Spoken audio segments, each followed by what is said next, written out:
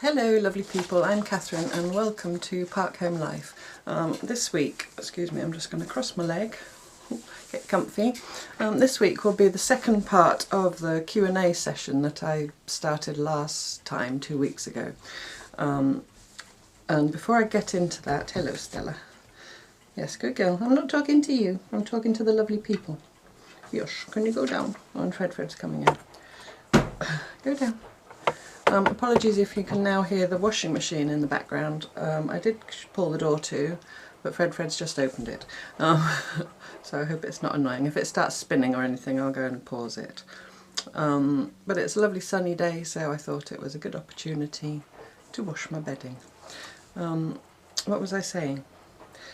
Yes. Oh yes, I just wanted to clarify something I said last time. I talked about workshops and stitching retreats. What I meant to say, or what I meant, was that I'm happy to go to a group or a venue or something like that. I'm not in a position myself to find a venue, set up a workshop or set up a retreat and do the whole thing and the booking and everything. So, because I had quite a few inquiries, and it's lovely that, many of you want to come and do some stitching with me in person. But yes, that's what I meant. So if either of you know somebody with a venue, a place where people can stay overnight and be fed and there's a room to work in or something like that, and you or somebody can organise that part of it and I'll turn up and teach. Or if you are with a stitching group or something and a few of you get together, in a village hall or something, in the southwest of England. I'm not going to travel any further at this stage. So I just wanted to clear that up. Right, so into the questions. Sip of tea. Excuse me. I've got them just written in sort of, not in order, but almost in order that they were asked, but kind of grouped, so it might be a bit random, but anyway. A couple of people asked if I alter or make my own clothes. I knit and I crochet. I knit a lot of jumpers and cardigans and things like that, and shawls and that kind of thing. I don't really stitch clothes. I have made a couple of skirts, very basic, and I've made crossover aprons. Many of you will have seen the forager's apron in the last exhibition I did with my group CQ West last year? Yeah, last year. But no, I don't really make clothes. However, there is a project that I do want to do. A friend of a friend who I met back in the summer, it was a friend I stayed with when I first came back to the UK from France. We went out for the day, the three of us, and this friend was wearing a skirt that she'd made, and she'd made a sort of blank skirt out of, I think, just some plain cotton, and onto it she'd collaged and stitched in the slow stitch style, all different patches, and there was some embroidery and applique and all that kind of thing. And I have somewhere, she very kindly gave me a pattern drawn. Actually no, she didn't, that's not true. She gave the skirt to my friend, and my friend drafted me a pattern on paper for the shape of the skirt, because it had a lovely sort of fishtail at the back, the back sort of dropped down, so it was just gorgeous. So if and when I get round to that, I will share. So that will be making a skirt blank, just a plain skirt out of an old sheet or something, and then just collaging bits onto it. And yeah, I just thought it was wonderful. If you want to know how to make clothes, I would strongly suggest you go over to Marion on Marion's World, because she's brilliant at she's made the most gorgeous top out of an embroidered tablecloth not that long ago. She makes skirts, she's embroidering on a beautiful linen coat that she's made. If you want to do garment sewing, Marion's your woman. But yeah, slow stitch skirt hopefully coming up at one point. The next question was about natural dyeing. Now I did some eco printing and dyeing with onion skins quite some time ago. There's a 2-part video. In fact, there's a whole playlist. If you go to my main channel page, there's a playlist called Eco Printing and Natural Dyeing, and there's some tea and rust dyeing on paper and cloth. There's dyeing with onion skins, and there's bits of eco printing, I think, and I bury books in the woods, or sorry, I bury cloth in the woods with stuff in, that kind of thing. But in terms of actual natural dyeing, I don't really dye with bought dye stuffs anymore. I used to. You know, you can buy madder, ground madder root, or, you know, things like that. I do, however, dye with indigo. I use an organic indigo vat, usually with iron as a reduction agent. When I left France I had to throw my vat away because I couldn't transport it. So I do need to start a new vat at some point. I don't know if I'm confident enough to do tutorials or anything like that, because I very much, you know, make it up as I go along. And balancing an organic vat is trickier than, you know, the ones when you reduce the indigo with, I nearly said chemicals, everything's chemicals, but, you know, the non-organic vat, shall we say.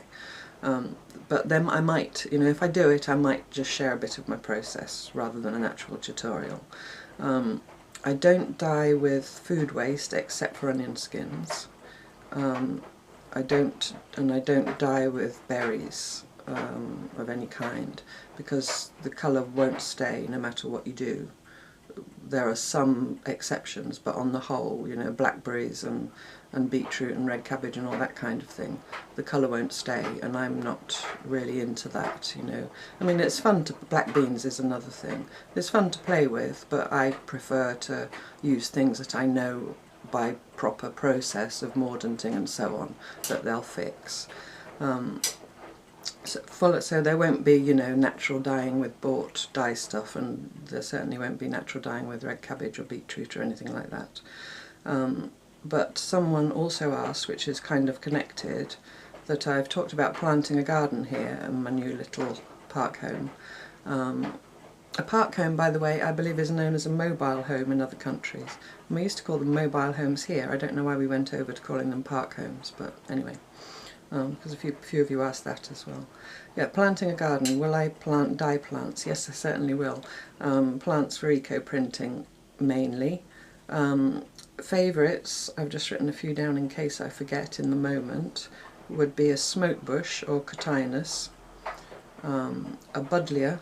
Now buddleia, if you use the dead flowers, it doesn't matter what colour they are when they're in flower, but if you use the dead flowers, certainly on wool or silk, without mordanting, you get gold. You get gold that stays and is naturally, you know, fixed. I've got some gold wool dyed with buddleia 10 years ago, and it's still yellow. I'm not sure I've ever dyed with buddleia on mordanted cloth, on mordanted cotton. But anyway, so I'll definitely plant a buddleia. Also, they're wonderful for butterflies, and, you know, that's just a nice plant to have. A dogwood of some kind, cornus. The leaves also are wonderful for eco-printing, and they have lovely, some of them have lovely bright red stems in the winter, or gold stems, you know, depending on what variety. When you've got a small space, you kind of want plants that are either interesting all year round or a good value, you know, to birds and butterflies and bees, and are beautiful to look at, and for me also that they have maybe some uses in eco-printing. What else? In terms of herbaceous plants, some of the herbs will eco-print and can be used for dyeing, you know, culinary herbs, and also for cooking, and are also good for insects and butterflies. So rosemary, sage, thyme, all those sort of basic culinary herbs. I'll have to plant those. This side of my garden is north facing, and those will like the sun, so they'll have to go on a little bit around the side somewhere. And then there are anything with tinctoria in its botanical name is a dye plant, because tinct, like tincture, it means dye. So there's a kind of coreopsis that's an annual that you can grow from seed. Or actually, I think it's a tender perennial now I come to think of it. I'm not sure. Anyway, Coreopsis tinctoria, you can eco-print with the flowers and you can dye with it. Goldenrod is another one that's quite big, you know, needs a lot of space. Madder I had in France that I'd grown from seed. Madder roots give red. That's the sort of the turkey red it was known as in former times. But when you plant from seed, you have to wait about 4 or 5 years for the roots to be thick enough. And my mad plants in France were just about ready, and, you know, I left. So whether I'll replant them here, I don't know. It's very invasive. In France I had plenty of space, so I probably won't plant it here. Whether I cave at some point and buy some ground root from a supplier here in the UK remains to be seen. But yeah, so those are some of the... Oh, another great plant for eco-printing and a wonderful garden plant is the hardy geranium. And I'm talking about the perennial geranium, not what people call geraniums that you put in pots in the summer, that, you know, that often have the red flowers, or people grow in conservatories and so on. Those are pelargoniums, not geraniums. Sorry, plant pedantry. But the hardy herbaceous geraniums, I think every kind I've tried, and there are hundreds, the leaves eco-print. And they're beautiful garden plants. You know, you can have sort of pale lilacs, whites, pinks, magenta pinks, all different colours. And another thing I love about them is when you plant them, sorry, it's turned into a gardening channel, that when you plant, you know, you can buy just a little plant like that, and then the next year it's bushed up and you can dig it up, split it in two. Yes, Stella's a good girl. Split it in two and replant it, you know, and so you can just keep making more plants from them. And also the wild geranium, Herb Robert, which is Geranium robertianum. I think it's called stinking bobby in some countries because it does have a smell, which I don't find unpleasant. But anyway, if you've got that anywhere about the place, that eco-prints beautifully as well. I use that a lot. I might even, if I see anywhere that's got seed heads on it, I might take some seed and put some in my garden, even though technically it's a weed. And the other one is heuchera, which is also known as the alum plant, and that eco-prints very well. And those you can get beautiful different dark red leaves and speckledy leaves and so on. Heuchera, H-E-U-C-H-E-R-A, heuchera. That's another good one, so I'll be planting some of those, and they do well in shade as well. So yeah, so I'll be, you know, planting some dye plants certainly. So moving on, before I move on to the next section, I'm going to have another sip of my tea. Excuse me. Cheers. Cheers if you're having a cup of tea.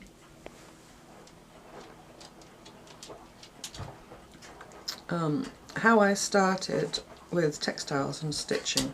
Well, like many of us, my mum knitted and sewed. She made a lot of mine and her clothes. And it was actually her that gave me the leftover scraps to play with. Either she gave me them or I, you know, took them with her full and certain knowledge. And that's how I sort of started doing patchwork. I guess I was maybe 9 or 10. I also was taught to knit, not by my mum but by my Auntie Lily. And I've talked about that before in my knitting videos. My Auntie Lily had had a stroke quite early in life that affected her right side, and she couldn't hold the tension, the wool around her needle, around her hand, sorry, not around her needle, properly. So she just held it just in her fist, and I still knit like that. And when I've done knitting videos, I've been very happy to hear that some of you also knit what I've always thought of as the Auntie Lily way. You know, and it works perfectly fine, and I'm, you know, as quick as I like to be. And my granny also knitted, and I don't know that she ever did any dressmaking. She's a very busy woman, my granny. She certainly did a lot of baking and bread making, and you know, she was always taking food to the neighbours and bread to the neighbours and things like that. And I don't remember her ever. I hardly remember her sitting down, to be honest, when I was a child. She was always doing something, but I do know that she did knit. But yeah, the stitching really came from the scraps from my mum making clothes for myself and herself, and then that evolved into doing proper patchwork or English paper piecing, and it went on from there really. And then, probably about 25-30 years ago, I took patchwork up again, having put it down, you know, at some point in my later teenage years. Although I was kind of I was born in the middle of the 60s, so I wasn't a hippie, an original hippie if you like, but in the early 80s my group of friends at college, we were kind of, is nouveau hippie a thing? We wore, you know, long Indian cotton skirts and barefoot and flowers in our hair and all that, and listened to all the music, and, you know, I don't know if you call us nouveau hippies, that sounds a bit pretentious. But in those days we used to, if we ripped our skirts, we would do kind of crazy applique on them and mends them in that way. don't knock the camera stand, good girl. So yes, so someone specifically asked about my hippie days, did I do stuff like that? And we knitted weird, you know, weird shaped things on big needles and all that kind of thing. But then, yes, like I was saying, in my late 20s, go down now, Stella, there's a good girl. In my, no, it was in my 30s, I really took up patchwork and quilting again. And I learnt a lot actually watching YouTube at that time. And it's from YouTube that I learnt how to do free motion quilting, you know, watching to get the basic technique and then practicing. And originally just on a cheap little domestic sewing machine until I got a bit more serious about it and upgraded to the machine I still have, which is a Janome 6600, and it's got an 11-inch throat, so you know where the thing comes across and goes down. Stella, go down now. Good girl. Now stay. I have to get the big voice out. I need my hands. I need my hands to talk. Excuse me. Yeah, it's got the bigger throat so you can get bigger quilts under it. So yeah, so I got really into machine patchwork and quilting. Stella, sit. Sorry, she's been a bit distracting. Sit now. You've had a lovely walk. Yeah, you've got a new tennis ball. You must be happy. Yeah, so, and originally working from kind of traditional patchwork patterns, and then that gradually evolved into making up my own patterns and just sewing things together, you know, how I wanted. And then that sort of, they became, I suppose, art quilts. And then about 12 years ago, I entered a piece which is hanging on the wall in my bedroom, which has got a felted middle section and then a big hand-dyed, but not by me, and you know, Procyon dyed border around it. Go down now. Which was heavily free motion quilted. I think it shows up on maybe the first episode of Park Home Life, the first or the second episode, which says something like, I turn my home into a gallery, if you want to go and have a look at it. But I entered that in a show and it won Best in Show. Sorry, I have to edit that out where I was being quite firm with Stella and making her go lie down. Yes, and when I went to the show to see it hanging there with its rosette on, which of course I still have, looking at it was this woman who I recognised, who's quite a famous local, well, she lives locally but she's had work internationally as well, called Alicia Merritt. She has a website if you want to go and look it up. And she was standing looking at my quilt. And I recognised her and I was a little bit starstruck because I'd admired her work for a long time. She used to make these wonderful maps. And I got chatting with her, and she had recently joined this textile art group that had just been set up, and so she invited me along, and that was CQ West.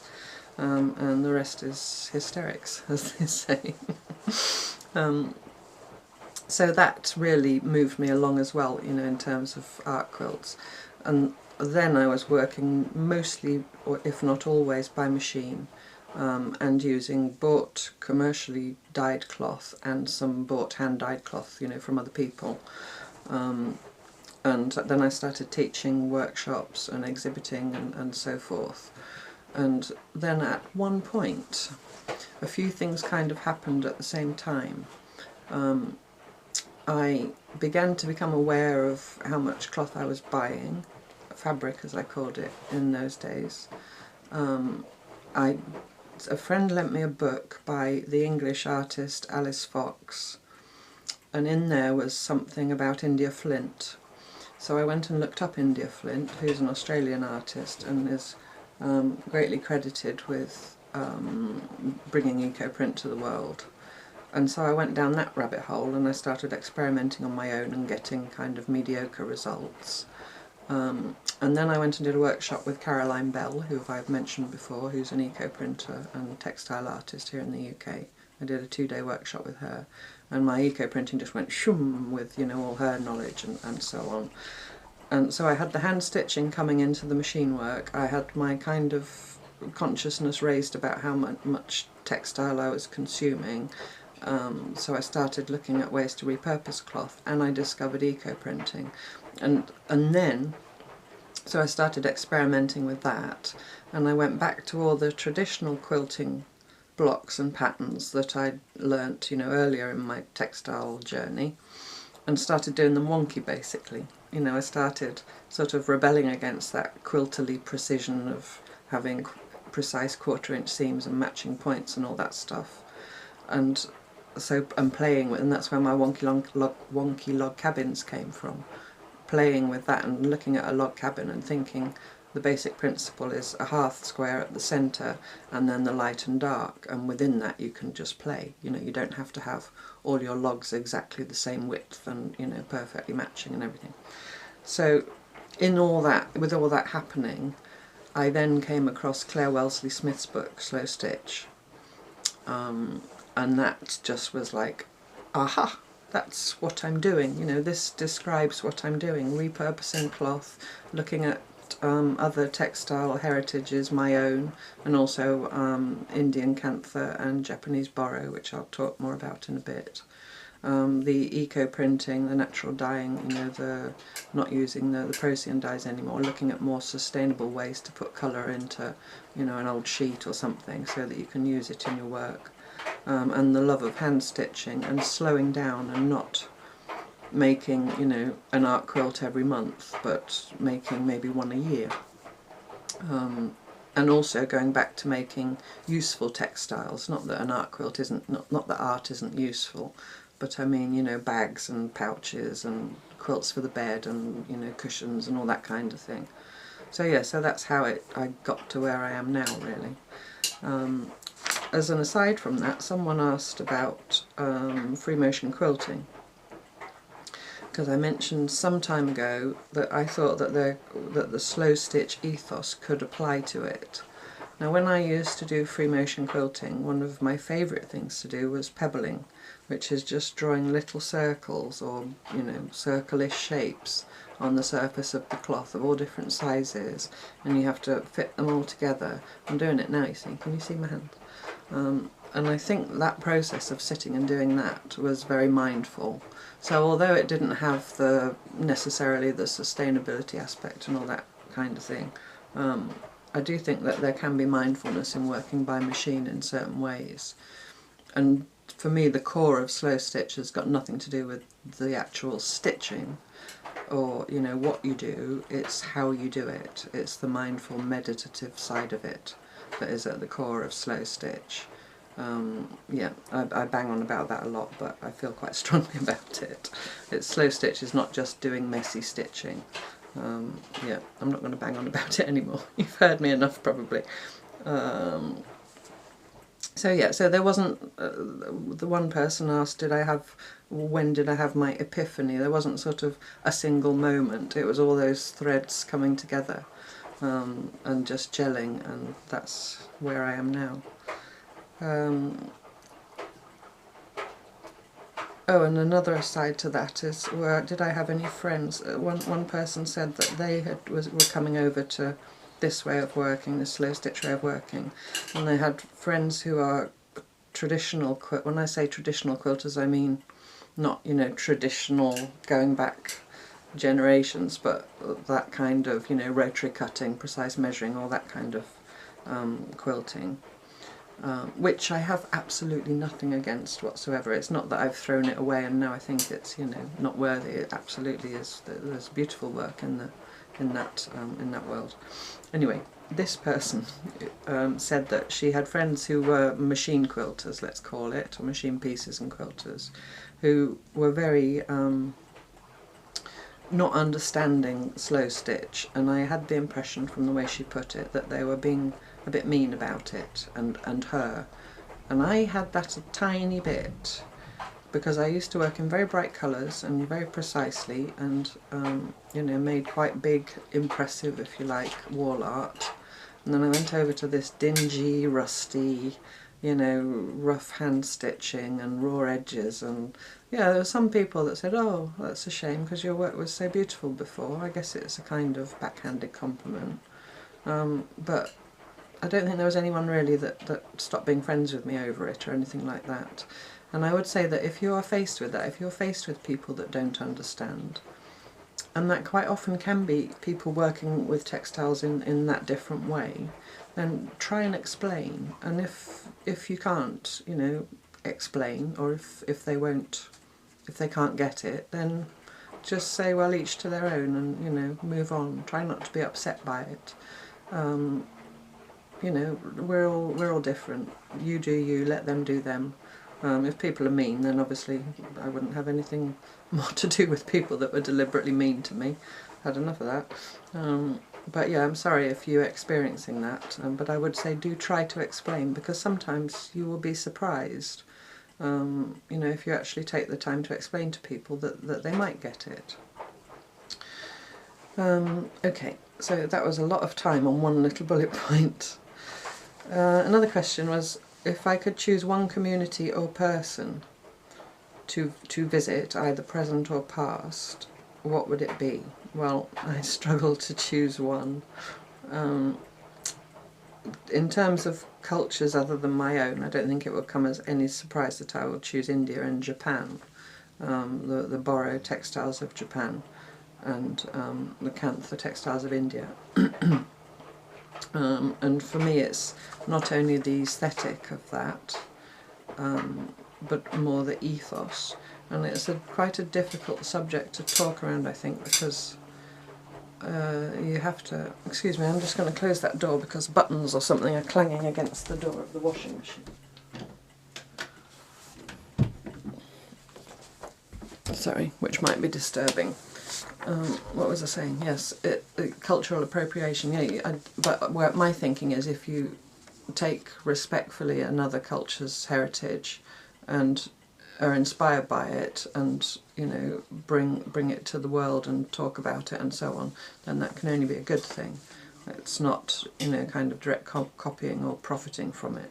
But it's, you know, it is an interesting subject. I think if you want to hear me witter on about that for an hour or so, if you go back to the Kawandi video in the Slow Stitch project last year, I think I said all I wanted to say during that. I can't actually read my writing. Ethos, yeah, and the same with Japanese Boro. Again, there's another whole video of Japanese Boro where I talk about it. But really, like I said earlier, for me it's those two, it's the Kantha and the Boro, but it's also my own heritage of traditional patchwork and quilting, you know, going back to English paper piecing and then through log cabins and applique and all that kind of thing. It's sort of looking into those, sort of drilling down to what is that trying to say, and then reproducing it but putting your own spin on it. So rather than just following a pattern or a set of instructions, like with the log cabins, like I said, are about the light and the dark and the centre square. So you could take that and you could reproduce it in any number of ways. So you're just taking its spirit, if you like, if you want to use that word, the spirit of log cabins, and then making them, you know, however you want to make them. I hope that answers that question. This was a question which has got an easy answer. If I do, someone said that Catherine, you knit, you crochet, you do mixed media work, you do journaling, so on and so on. If you could pick one craft, what would it be? Stitching, without question. If I had to only pick one, it would be stitching. I wouldn't be happy to let all the others go, but if you really made me choose, yeah, it would be stitching by hand. Modern textile artists or current textile artists who inspire me. 2 Judiths. I think Jude is Judith, I assume. I'm sorry, Jude. Well, I don't think she'll watch this, but anyway, Jude Hill, Spirit Cloth, who's got a wonderful blog called Cloth Whispering. Hugely inspired by the way she works. The invisible base that I use everywhere, I learnt from her. And another one is, the other Judith is Judy Martin, who I was lucky enough to meet and see her beautiful work in person at the Festival of Quilts in Birmingham last August. She does monumental, huge quilts, all hand-stitched, many of which are double-sided. There's a tour of her exhibition back on my channel somewhere. Yeah, and it was wonderful. She was lovely in person as well. It's always lovely when people are nice when you actually meet them. and her work is, yeah, just so inspiring. And I wouldn't say I kind of copy either of them really in style. I think when I first found Jude Hill, I did quite a lot of work that looked like hers in some ways, but her work is so eclectic and so inspiring. If you don't know her, then do go and have a look at her blog. And she has something called a Forever Zone where you can subscribe for not very much, and she's so generous with her knowledge and techniques and so on. So I would strongly, you know, urge you, if you can and you go and you like what you see, to support her as well. Yeah, so Jude Hill and Judy Martin, the two J's. Do I have projects off camera that I don't show you? Here and there, bits and bobs. I've been doing some sketching, I've talked about it here and there. Following Michelle at the Creative Cove, she has some lovely doodling videos. She calls it doodling, so there's less pressure, because I do want to get better at sketching. I have got, as part of CQ West, there's a subgroup of us, actually some of us are no longer members of CQ West, called the Slow, we just call ourselves Slow Stitch, we don't really call ourselves anything, but we all have an interest in Slow Stitch. There are 9 of us, and a couple of years ago we had a weekend retreat together, just the 9 of us, at a conference centre near here. And we're having one again this year in September. And it will just be us all together, stitching on our own things, sharing ideas, chatting, drinking tea, eating cake, maybe the odd glass of wine of an evening. And what we are going to do towards that this time is we're each going to create 9 squares in whatever style we like, but a 6-inch square, and then on the retreat we'll each gift a square to each other, so everybody ends up with 1 square that they've made and 8 squares, 1 from each of the other women. That makes sense. And then in some way we're going to put those 9 squares together into a book during the retreat. So I've made 1 of my squares so far, 1 of the 9. I hope I'm holding it in the right place. It's cloth weaving, and then I stitched it in both directions quite heavily, and then I couched a red circle on in red wool. I'll show you the back. Would you like to see the back? So my thinking is I'll do 9 squares, all different, using different, you know, techniques or whatever, but each one will have a red circle somewhere to sort of unify us as a group of women, the colour red, a circle, you know, community.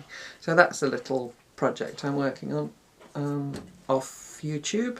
And the other thing I did day before yesterday, I went to my friend with the big studio, Chrissy, who I stayed with when I first came back here, and we had great fun following Kelly from Book and Paper Art's recent video.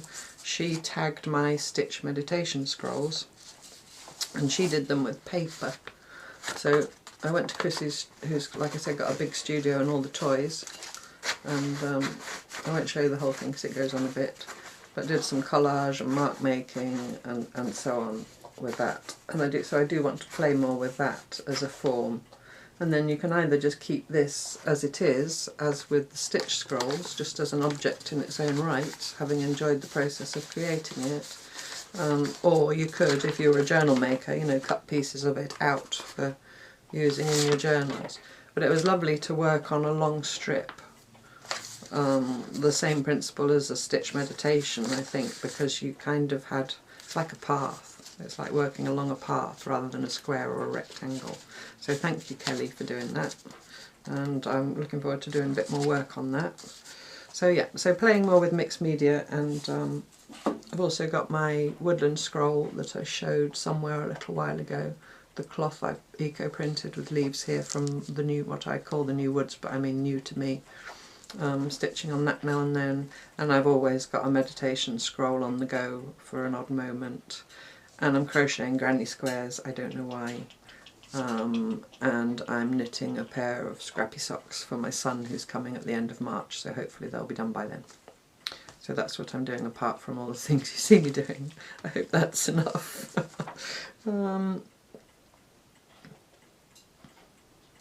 Cretan stitch. Yes, someone asked would I do a tutorial on the sorry if the paper was in shot then. On the Cretan stitch, which I did on my cover for my slow journal for the Every Other Friday project. There is a tutorial for the Cretan stitch already. If you go to the stitches for crazy patchwork, I shall put a link down below. Hopefully I'll remember. There you will find within that tutorial is, I think it's about 10 or 15 minutes long in total. There are a few stitches, but there is the Cretan stitch, I think, towards the end of that video. So for that person who asked. Do I put a knot in the thread? What's the proper way to start and end off? You're asking the wrong person, because I'd say there is no proper way. The principle of adding your thread to a cloth and finishing when you've finished your stitching, to me, is just that it stays put. So however you want to do that. Sometimes I do a little back stitch and bury my tail in the layers. Sometimes I put a knot. Sometimes I don't. I don't do it properly. Just whatever does the job, really. And the aesthetics, not only does it not bother me, but I actually quite like the little tails showing, you know, on the back and all this stuff going on, even if it's the back of a blanket or a coverlet that's going to be used. So there's probably a proper way. I remember when I was a normal quilter, you popped the knot into the wadding or the batting when you'd finished hand quilting, you know, when you'd run out of thread. But I don't do it properly anymore. You know, there's nothing wrong with doing it properly, but I just like to do it not properly. Joining, can you join pieces of wadding? Absolutely. You can either do it by machine, in which case I'd use a big zigzag, or you can just do it by hand. And what I would do is I would lay the two pieces of wadding, I hope this is clear, slightly overlapping the edges, and then I would cut and put a few pins to hold, and then I would cut through both layers, and that means you'll get two lines that match perfectly. And then I would take that either to the sewing machine and do a big zigzag, or if you haven't got a sewing machine, just do big, you know, just rudimentary big whip stitches going over, but not pulling it tight. And then you can join all those pieces together and use them as if they were one big piece. I've done that quite often. I have hardly any more wadding left, and I don't buy it anymore. But yeah, absolutely, that's a brilliant way to join. And I've done that even in, you know, big bed quilts, and it's fine as long as it's got enough quilting in to hold it all together once it's finished. Absolutely fine. So yes. Hand pain. Yeah, I'm lucky at this moment in that my hands are pretty good. I very occasionally have a little bit of pain down here. I think it's probably the beginnings of arthritis. My mother has arthritis in her hands, my grandmother had it. I can't really talk about people with specific issues with their hands. I wouldn't want to, because I'm not a medical person. But in general, it's like with anything, it's repetitive strain, isn't it? If you're doing the same thing over and over and over again, at one point something's going to hurt. So I just stop every now and then and just do this. If your hands really start to ache, you can get a little wad of cloth or make yourself a little cushion and squeeze it like this with your hands. That's apparently good. Rub your, you know, give them a little rub.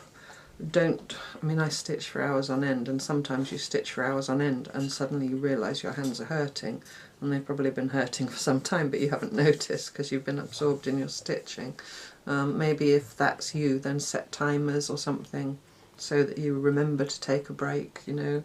And the other thing I find personally is if I crochet, I get hand pain when I knit, often if I knit socks on very thin needles, or if I do very intricate knitting on fine needles, because you're holding, I think sometimes it's because you're holding things too tightly and you're clamping, maybe because you're concentrating or you've got a bit of tension in you or whatever. I find if I go and crochet one of my granny squares, that limbers my hands up. It's probably just a different movement that complements, you know, the movement of the knitting. So yeah, just try to take breaks regularly and just, you know, make sure you keep your hands moving. And if you've got real serious issues, then obviously I hope you're seeing someone, you know, a medical professional of some kind. Overwhelmed by too many projects. Yes, well, we've all got no. Depends what, too many is a matter of perspective, isn't it? Some people want to work on one thing at a time, and they like to start something, work on it, finish it, and then start the next thing. If that makes you happy, then do that. I used to be like that, and I used to feel guilt if I started something else when I had something unfinished and all that. No, I don't, because now it's about the process. I'm using repurposed cloth. You know, I'm using scraps that would otherwise have been not thrown away, but, you know, hopefully recycled or something. I'm either repurposing my own cloths, you know, from my own clothing that's worn out, or buying from thrift shops or charity shops. So I don't feel that same sense of waste, although textiles are all precious, whether they're old or new. But still it is liberating. But now, because I'm so focused on the process, I don't have that guilt about things being unfinished. And also I know that even if something never gets finished, it often turns into something else. So I have a tub with bits in, samples that I've made for videos that I've done, you know, things like that. And I might go in there and pull that out, something out of there, and say, oh, I can modify that, or I need to get to make a gift for someone. I can take that piece and turn it into a pouch, or I can join those together and make a rice bag, you know. So I kind of know that everything will always become something. So I don't beat myself up about it. So I would say, if you're feeling overwhelmed by too many projects, edit them down to the ones that when you look at them you want to work on them. The ones you don't, put them away in a box and just leave them, and, you know, get them out again in a month or 6 months or whatever, and see if they speak to you. Sometimes things just need to sit, but put them away. Don't have them hanging around nagging at you, you know, if it's really getting upsetting. If I'm overwhelming you with too many projects, I apologise, but you don't have to do them all. You know, I mean, I'm trying to do something for, not for everyone, but, you know, everyone in this community. You don't have to make the journal and the coverlet and do the slow journal. You don't have to, if you've joined recently, you don't have to go back last year and do every week unless you want to. If you don't enjoy doing it, this is our rest and relaxation and meditation and, you know, and joy. It should be. It's not, we're not at the coalface, you know, we're not being made to do this to survive or to feed ourselves. Don't be hard on yourselves, you know. If something's not giving you joy, put it away. Don't feel guilty, or don't feel that you've wasted time or materials. Put it away. Your time's precious, and if you keep on working on something that's not giving you joy anymore, you're wasting even more time. What's that thing about throwing good money after bad, or, you know, one of those analogies. But it's a mindset, and I can't, you know, take my mindset and give it to you. I can only talk about it and hope that you'll have a little think. And, you know, I would hate for anybody to feel sad and overwhelmed because of me. Please don't do that. Do it for me. Sorry, that's a bit. I hope that's helpful. I'm not being flippant. I know it is a real thing, being overwhelmed by stuff as well. I've talked about that a lot. And I'd say the same thing if you're overwhelmed by stuff. I think I mentioned that last time. Go through it, get out the stuff that really speaks to you and that you have sensible storage for, you know, that you can have around you, that you can see and get to and use and keep reasonably tidy if that's what you like. Put the rest away in boxes out of sight if you've got, you know, a spare room or a spare cupboard. And then when the stuff that you've got out that you're working with starts to become depleted, you can go shopping in your own stuff rather than going out and buying more. But if you've got an overwhelming amount of stuff and it makes you unhappy, then try and, you know, edit it and do something about it, because this should be giving us joy, not heartache. Fear of failure, fear to try new things. Yeah, that's a tricky one, isn't it? Fear of, I'm having another sip of tea.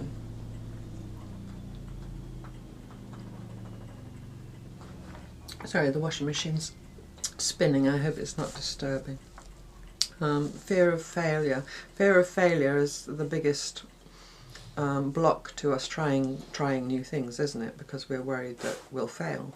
And I think, again, within the wonderful ethos of Slow Stitch, if you really sit with the idea that it's the process that's important, then failure goes poof, no longer exists, because you start something, you start doing it, you sit with yourself while you're doing it and think, is this giving me pleasure, is this giving me joy, how am I feeling doing this? And if it's not, you change something or you do something else, you know, or whatever. So there is no fail. There's a quote by somebody which I used in a week. I can't remember when it was. It was the artistic nun. Oh, what's she called? It was after I'd watched the Matthew Harris interview. Someone's shouting at me now, probably several someones. About failure. If I can find it, I'll put it on the screen. But yeah, if you're in the process and you give yourself the grace that you want to enjoy what you're doing, you know, that you allow yourself to enjoy what you're doing, and if you're not enjoying it, you change it or you do something else, then failure is no longer a concept that has any place. I hope that makes sense. Fear of trying new things. Again, if you just say, well, I want to try, I don't know, I want to try to do a Cretan stitch I just talked about. Oh, but it looks complicated, I don't think I could manage it. Where you get a little scrap of cloth, you know, just an insubstantial little bit of nothing. You get a length of thread out of your aughts, or just a length of any old thread and a needle, and you give it a go. And if it doesn't work, then you give it another go. And I would say as well, if you're practicing a new stitch, don't do a couple and look and think, oh, it's rubbish, and pull it out. It's going to now chime 12. I'll carry on talking because I don't think it's too loud. Don't just do a couple of stitches and look at it and go, oh, it's rubbish, and pull it out, and then do another couple and go, oh, it's still rubbish, and pull it out. No, get yourself a sizable scrap of cloth and just keep stitching, even if it's looking rubbish at the beginning. Just keep going. Because I think every time you stop and pull it out and go back, you're taking a little step back every time. Whereas if you just keep on stitching, I think it's a practice piece. Nobody's ever going to see it. You know, I can pull it out when I'm done if I want. Just keep stitching, and eventually it will click, and you know, the rhythm will come. None of us, or very, very few of us, pick up something new and a little bit complex and get it straight away. And Cretan stitch is a little, I had trouble with it in the beginning, because the way you make the movements are quite different to quite a lot of stitches that I was used to doing. But it was so beautiful, I was just determined that I wanted to master it. And now even, you know, I've been doing it for a few years, if I haven't done it for a while, I sit with the practice bit just to make sure I've got the movement right. You know, I think, oh, now how was that again? And I might do it wrong a couple of times and think, oh, that looks wrong, what do I need to change, you know? So yeah, just get a scrap of cloth that isn't, you know, doesn't have any value beyond that all cloth has value, you know what I mean? A little scrap of old sheet or something, and thread your needle and just give it a go. And I'd say that about anything new. Just try it small in as manageable, unthreatening way you can come up with, and just try. And you know, if it doesn't work for you, you don't have to be able to do everything. None of us can do everything. If it doesn't work for you, it's not going to bring you joy, forget it, move on to something else. I hope that helps. Nearly there. Two more things. Oh, someone said feeling left behind. Well, that's part of the same thing, I think. Sorry, I've put the paper up in shot again. Someone had only just started last year's stitch journal because they've only just found me recently, and they wanted to do last year's stitch journal. I think I did talk about it really in a sense, but they're feeling left behind because they're doing last year's journal and then they're seeing what's going on this year. And I do kind of understand that. It's almost like you want a pause button, you know, hit pause while I catch up. Well, I'm sorry, person, I'm sorry I don't remember your name, who it was that asked, but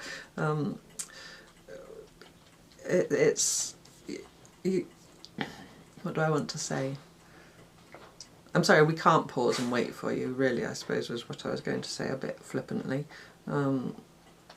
It's as well the overwhelm of too many projects.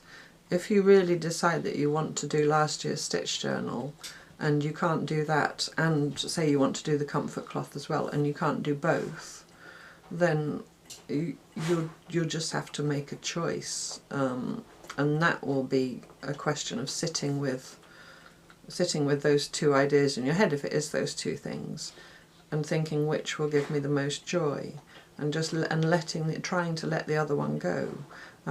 Or if you wanted to, I mean, the last year's videos aren't going anywhere.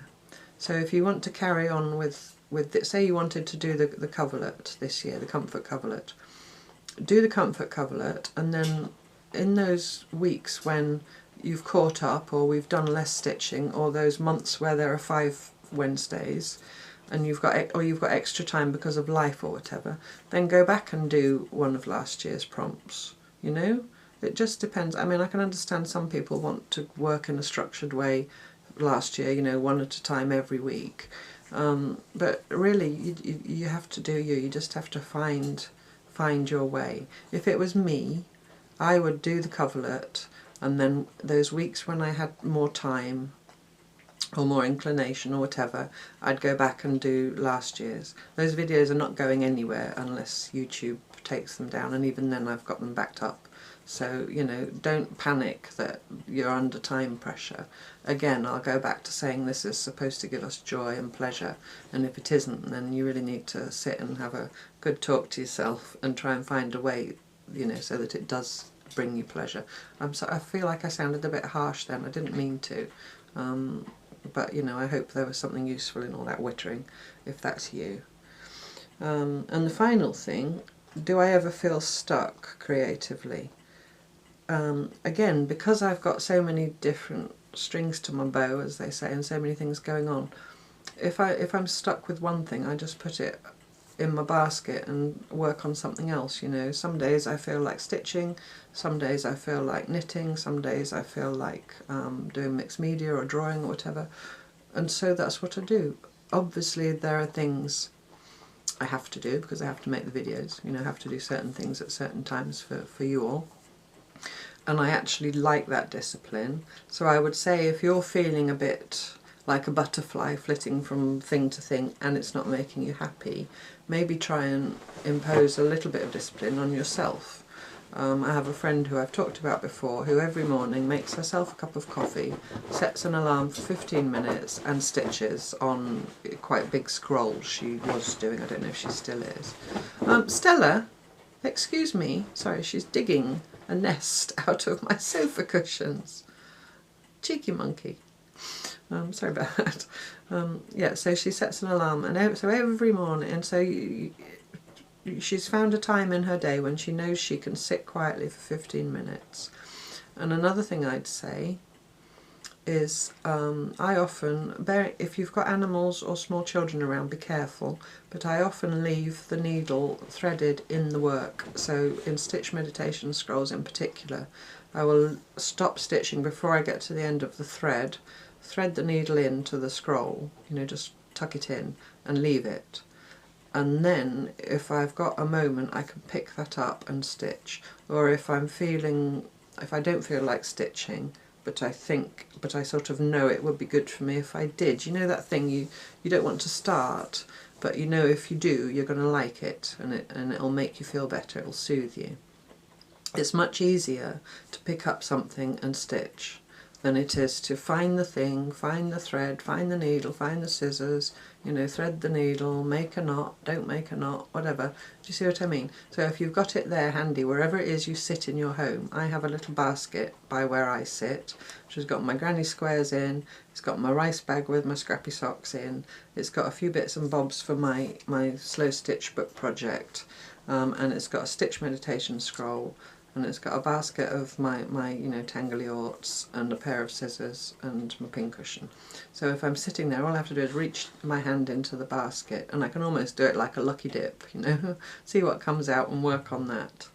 And even if I sit in the evening and I'm really tired and I just want to, you know, zombie in front of the television, I know that I will feel better if I'm doing something with my hands as well. So I will invariably do, sometimes I do zombie, of course we all need to zombie, is that what they say?